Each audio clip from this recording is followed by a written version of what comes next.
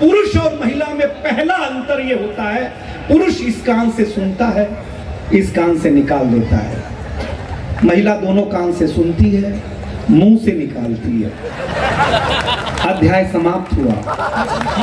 थे हमारे यहाँ 2G 3G नहीं था, हमारे यहाँ गुरु जी थे।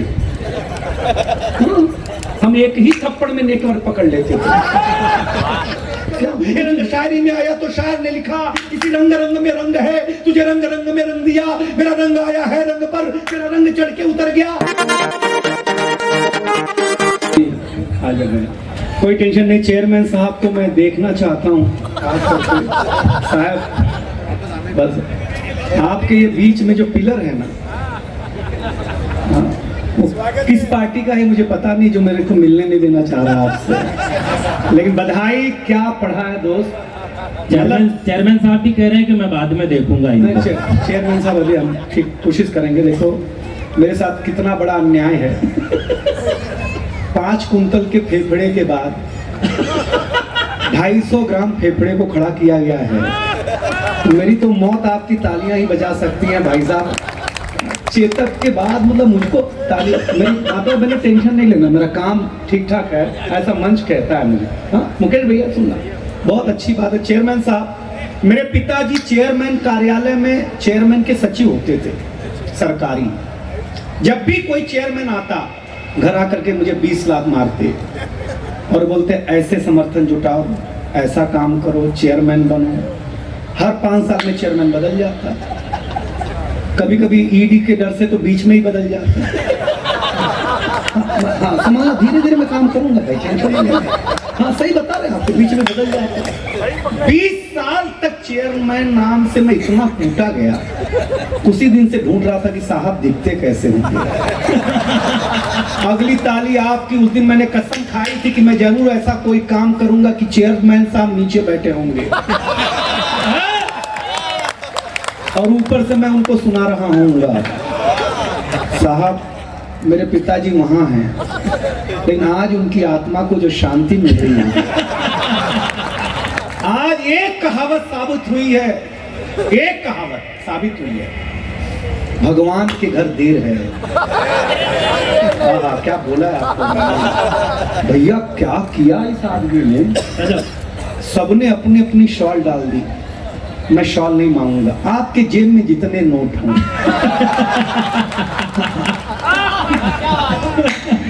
सती आदमी देखो, ये महिलाएं बैठी है ना, क्या हंस रही हैं यार, भगवान कसम। इस आदमी की कविता सुनने के बाद तो उप सभापति ने घर फोन लगाया। इतना जोश आ गया अगले को, बोला आज मैं लड़ूंगा। सही बता रहा हूँ, पति में जोश भर दिया भाई अगले ने। दयालु, माफ करना, देखिए आप हमारे खुराक आप ही लोग सारे सभापति, उपसभापति, पार्षद हमारे, आपको मेरी इज्जत ज्यादा करनी है क्योंकि आपके जो आयुक्त हैं वो मेरे गांव से हैं। ब्रजेश राय जी मेरे गांव से। कोई भी फाइल नहीं साइन हो रही हो, आप मुझे फोन करना, मैं गांव का रिश्ता निभाऊंगा और फाइल साइन करवा दूंगा भाई साहब, कोई टेंशन नहीं ला। ताली बजाओ यार, मैं अच्छा जानता हूं मैं परिस्थिति। कोई देखिए, भारतीय आदमी की आदत होती है, माताओं सुनना, मैं आपके तरफ भी आऊंगा, इधर भी ध्यान दूंगा। इधर बहुत सुनाया गया है, 3 कवियों ने सुनाया है। आपका क्या शहर है चेयरमैन साहब। मैं उतरा, ये गौरव पालीवाल बोला इस होटल में आ जाना, मैं तो नाथ द्वारा रुका था। देखा कि एक आदमी ने आपके शहर के कुत्ते को बिस्किट खिलाया। कुत्ता बिस्किट खाते कभी इधर पलटी मारे, कभी उधर पलटी मारे। मैंने पूछा क्या खिलाया भाया, बोला ये पतंजलि का था। खाते ही इसने योग शुरू कर दिया है। अब सुप्रीम कोर्ट बाबा को योग कराने लग गया। हाँ धीरे धीरे समझना, मैं ठीक कर दूंगा। बहुत अच्छा सुन रहे हैं आप। देखिए भारतीय आदमी की आदत होती है, आप मेरे लायक मैं बना लेता हूं, मैं ऐसा हलवाई हूं कि मैं कोशिश करूंगा कि आपको मेरे लायक बना। भारतीय आदमी की आदत होती है कि वह सत्यनारायण भगवान की कथा 10वीं बार भी सुन रहा हो, तब भी जब तक पंडित ना कहे कि अध्याय समाप्त हुआ, हम अक्षतपुर नहीं छोड़ते, क्योंकि हम ठीक से सुन नहीं रहे होते। पार्षदों, मुझे आप पर पूरा भरोसा है कि आप मुझे ठीक से नहीं सुनोगे, मैं आपको बता दिया करूंगा कि अध्याय कहाँ समाप्त हुआ, वहीं ताली ठोकना, मेरी भी इज्जत रह जाएगी, आपकी भी इज्जत रह जाएगी। पहला ऑब्जर्वेशन सुनना, पुरुष और महिला में पहला अंतर यह होता है, पुरुष इस कान से सुनता है, इस कान से निकाल देता है, महिला दोनों कान से सुनती है, मुंह से निकालती है। अध्याय समाप्त हुआ। हाँ, बस आप ध्यान देना। दूसरा अंतर, हम पुरुष लोग, पत्रकार बंधु, ये ज्ञान किसी ऋषि के पास नहीं है जो मेरे पास है। चेयरमैन साहब, हम पुरुष लोग, उप सभापति जी, हम पुरुष लोग स्वच्छता में भरोसा करते हैं, ये महिलाएं बिल्कुल भी नहीं करती हैं। अगर अच्छी बात लगे तो बताना क्यों नहीं करती हैं। हम पुरुष लोग नाई की दुकान में दाढ़ी बना करके, बाल कटा करके आते हैं, आकर के तुरंत नहाते हैं, क्योंकि हम स्वच्छता में भरोसा करते हैं। आपने किसी महिला को ब्यूटी पार्लर से आने के बाद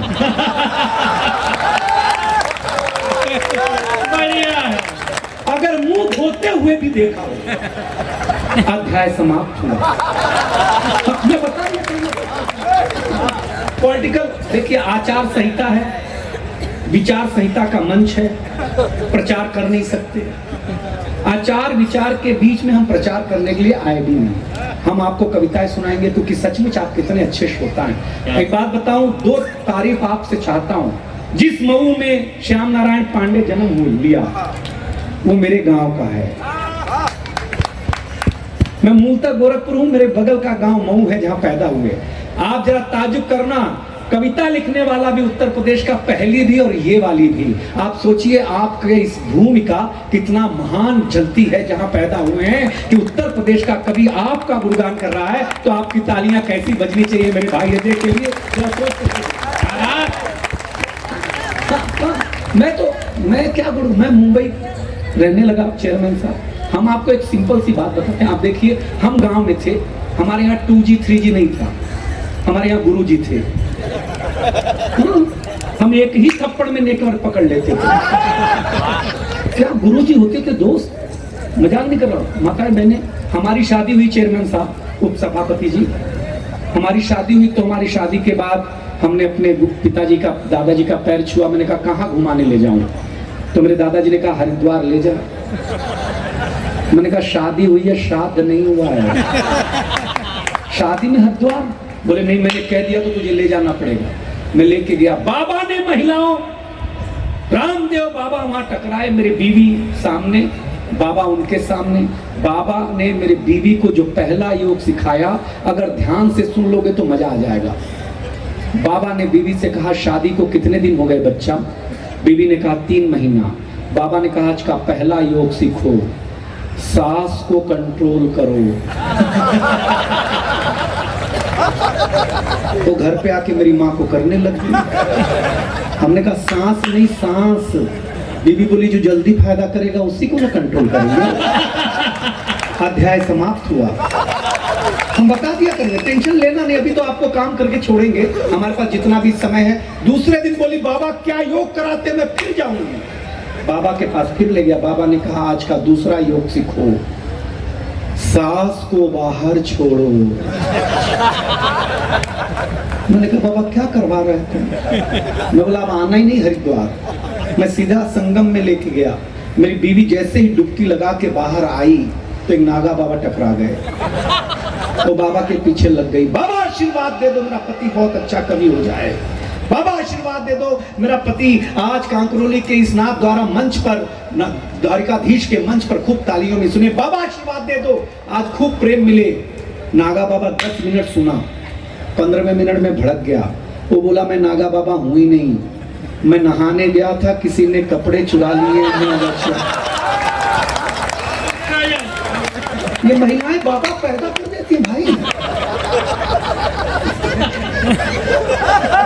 मजा आया है? कितने लोगों को आया भाई? कितने लोगों को आया भाई?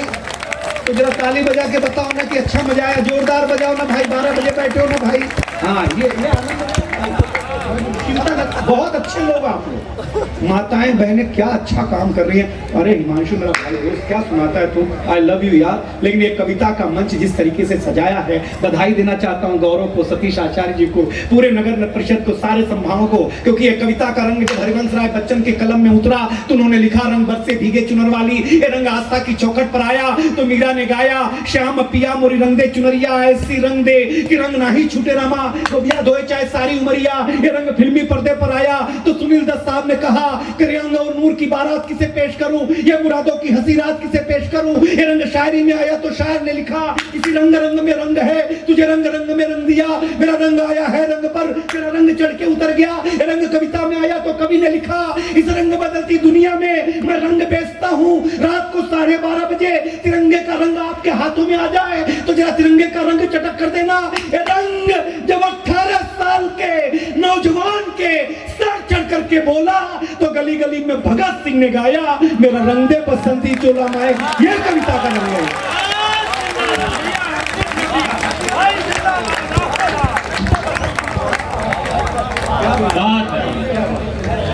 The Maruti Nandan grand Nathdwara स्थित एकमात्र ultra luxurious 5 star hotel. Rajsamand जिले की एकमात्र 5 star hotel the Maruti Nandan grand में भोजन की स्वादिष्ट थाली अब सिर्फ 290 रुपए में। श्रीनाथ जी की नगरी नाथद्वारा में इस सुनहरे अवसर का आनंद अवश्य उठाएं।